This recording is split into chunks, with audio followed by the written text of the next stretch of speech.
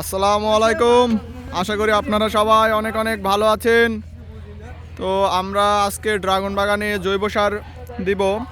এটা আমাদের পুরানো ড্রাগন বাগান, আর জৈব সারের উপরে কোনো সার নাই। আমাদের জৈব সারগুলো এই যে ওই যে পুরাতন ড্রাগন বাগান এই সাইডে, এই জায়গাতে আমরা বস্তা ভরে ড্রাগন বাগানে জৈব সার নিয়ে যাচ্ছি। আর এদিকে আমাদের এই যে ছোটোখাটো দিনমজুর আছে, আর সৌজন্যে আলমামুন মামার ড্রাগন বাগানে আমরা আছি আজকে।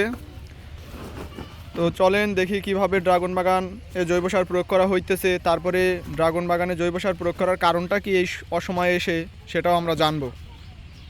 আমরা পুরাতন বাগানে জৈব সার প্রয়োগ করতেছি, আর জৈব সার মানে উৎকৃষ্ট একটা সার বলা যায়। মানে যে কোনো ফল গাছে, যে কোনো জমিতে, মানে ফার্মিংয়ের ক্ষেত্রে জৈব সারের উপরে অন্য কোনো সার নাই। এই যে বস্তা ভরে আমাদের জৈব সার নিয়ে যাওয়া হচ্ছে।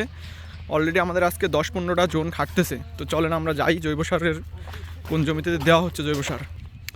এই যে এটা আমাদের কিছুদিন আগে এই বাগানটা করা হয়েছে, এই জায়গায় অলরেডি আমাদের নতুন কুড়ি চলে আসছে, ভালোই বড় হয়ে গেছে।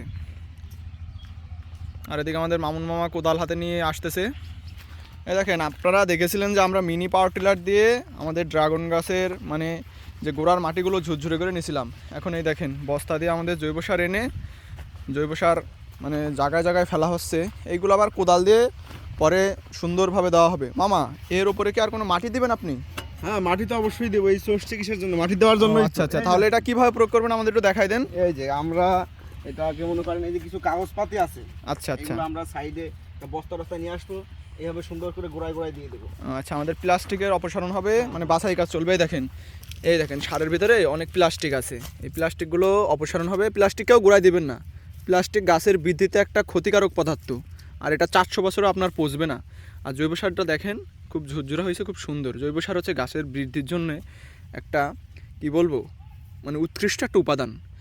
আর এইভাবে এর উপরে আমরা আবার মাটি দেবো ইনশাল্লাহ। এর সাথে তো মামা আরও সার দিবেন আপনি, তাই তো? হ্যাঁ, রাসায়নিক যাবে, এর সাথে কিছু এই দানাদার জাতীয় ওষুধ যাবে, বিভিন্ন ওষুধ দিতে হবে, কারণ আমরা এই জৈব সারটা দিব। এর মধ্যে বিভিন্ন ধরনের পোকা আছে। আচ্ছা আচ্ছা, ঠিক আছে, এই পোকাটা মারার জন্য। এবং আমরা সেচ দেব, সেচ দেওয়ার কারণে আমরা ওষুধ দিব, সার দিব। আচ্ছা আচ্ছা আচ্ছা, ঠিক আছে। আর উপরে মাটি চাপা দিয়ে সুন্দর করে আমরা গোড়াটাকে ভিটি মতন বানিয়ে দেবো। ভিটি বুঝতে পারছি। মানে ইনশাল্লাহ আপনাদের সামনে আসতে চলেছে। আর মিনি পাওয়ার টিলার দিয়ে আপনারা অবশ্যই মাটিটা ঝুরঝুরে করে নেবেন। আগে কোদাল দিয়ে হোক, তারপরে মিনি পাওয়ার টিলার দিয়ে হোক, মাটিটা আপনাদের ঝুরঝুরে করে নিতে হবে। তারপরে এরপরে তো আবার সেচ যাবে নাকি? সার দেওয়ার পরে সেচ যাবে, আমরা সার দেবো। এই যে এটা দেওয়া হয়ে গেলে আমরা সার দিব আর কি এখন। আচ্ছা আচ্ছা আচ্ছা, একটু পরেই আমাদের মনে করেন গোবর সার দেওয়া শেষ। গোবর সার দেওয়া শেষের সাথে সাথে আমরা মেডিসিনগুলো দেবো। ও না, সরি, তার আগে যে দেখালাম এইভাবে ক্লিয়ার করে কাগজটা বাছাই করে নিব।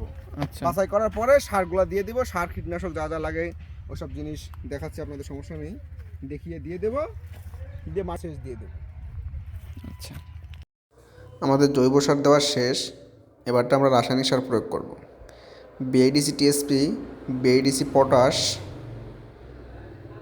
সাথে জিপসাম। আমরা কারেন্ট জিপসাম দেব, সেঞ্চুরি জিপসাম, যেটা 100% ন্যাচারাল। সাথে 10 কেজি মতন ইউরিয়া দিচ্ছি। ইউরিয়ার সাথে আমরা সারগুলো সব এখন ঢেলে দিব।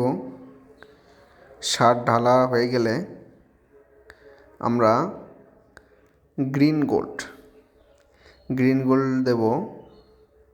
সাথে দিব 555 ইঞ্চি একটি বিষ, যেটা আপনার সাইডে দেখতে পাচ্ছেন, এবং এর সাথে দিব ক্রুজার, যেটা হলো নিচের পোকামাকড় ধ্বংস করবে। আমাদের সার প্রয়োগ করা শেষ। এই দেখেন আমাদের এইগুলো সব ভিলেজ কৃষকের দিনমজুর। আর আমাদের সার প্রয়োগ করা শেষ। সার প্রয়োগ করার পরে আমাদের যে মাটিটা আছে না, এই দেখেন এই মাটিটাকে আপনারা অর্থাৎ প্রথমে জৈব সার দিবেন, তারপরে সারটা প্রয়োগ করবেন, তারপরে কোদাল দিয়ে আশপাশের যে মাটিটা আছে না ওইটা গাছের গোড়ায় দিয়ে দেবেন। তাহলে আপনার গাছটা ভালো করে জোর পাবে। দে ভালো করে দে, সুন্দরভাবে দে। আর আপনারা সার দেওয়ার পরে আপনাদের এই সাইডে তারপরে চলে আসবে আমাদের শেষ কাজ চলতেছে। আসেন আমরা দেখাই। এদিকেই দেখেন, আমরা প্রথম বলেই দেখেন জৈব সার দিছি, দেখছেন এগুলো জৈব সার। তারপরে আমরা গোবর সার প্রয়োগ করছি। প্রথমে গোবর সার প্রয়োগ করছি, তারপরে আমরা কীটনাশক বা যেটা রাসায়নিক সার বলেন সেই রাসায়নিক সারটা আমরা চুনের সাথে মিশ্রিত করে প্রয়োগ করেছি।